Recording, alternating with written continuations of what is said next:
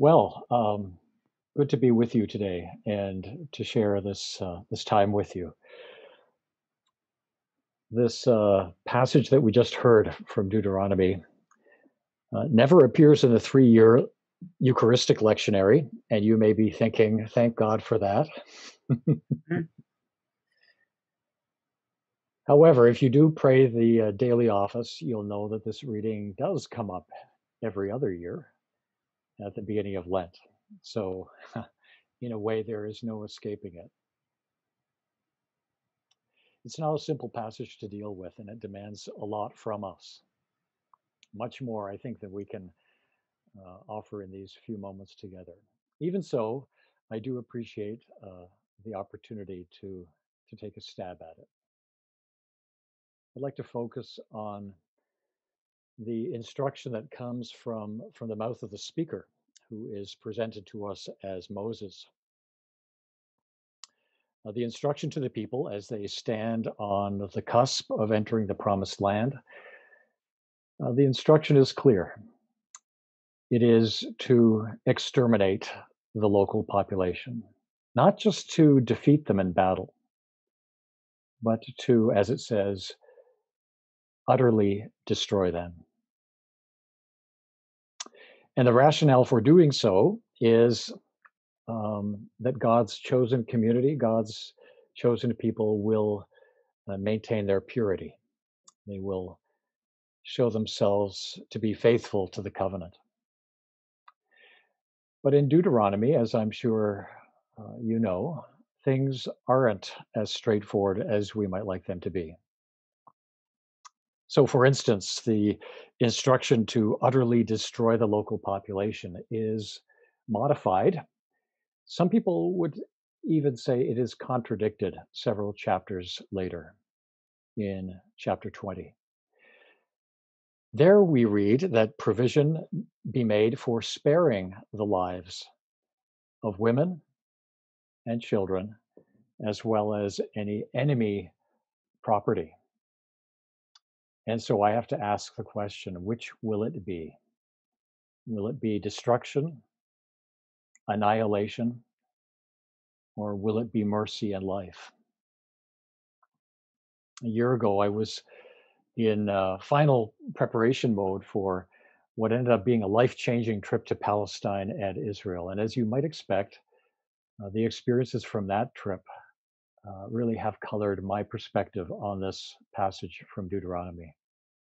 The most troubling aspect of today's reading is that it appears to justify the past and present eradication of entire populations, namely the people who have lived and worked on the land for countless generations.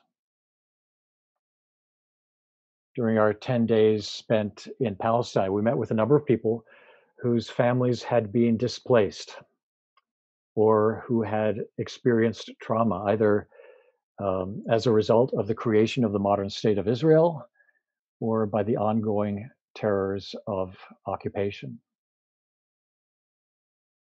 And listening to them speak,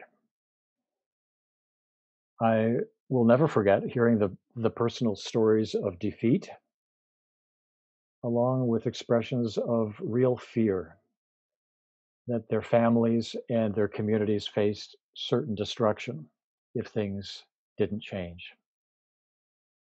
I'll never forget hearing a proud Palestinian woman tell our delegation that the land and the water had already been taken from them.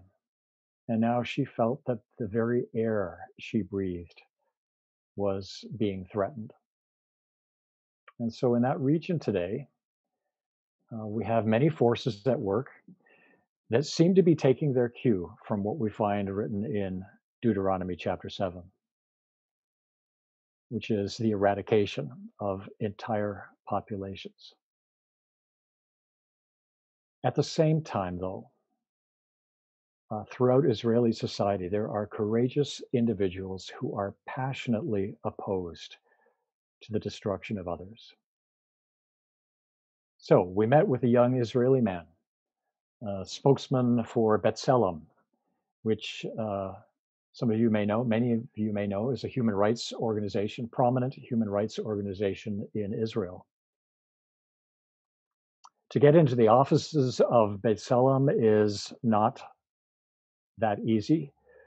We were escorted through a number of secure spaces and bulletproof passageways. And that's because the work that these human rights workers do is extremely dangerous and puts them at risk, personal risk. They are often ostracized by their immediate families, but they continue to do this work because they believe that all human life is sacred and that all humans deserve not only to live, but to live with justice. And I find it ironic that these Israeli human rights workers, at some point, I imagine, have heard the proclamations found in Deuteronomy. And having heard them, they have concluded that any teaching that even hints at the destruction of others can never be upheld as God's final or definitive word. Interestingly, it is the human rights workers at B'Tselem who are proving themselves to be true to the spirit of Deuteronomy. And you may be wondering, what is that all about? Well, we have to remember that the book of Deuteronomy never presents itself as the final or definitive word. In Deuteronomy, we find teachings that are stated, and then they are restated, and often they are rethought. They are revised, reinterpreted, they are reimagined. And I think that serves as great encouragement for all those who are committed to pursuing a more just and peaceful world. Because our work must involve what Deuteronomy models for us: a word stated, restated, rethought, reinterpreted, revised, reimagined. And in this way, I think we are left with a living word. And this living word demands something of us. It demands our engagement, it demands our imagination, and it demands our deepest discernment.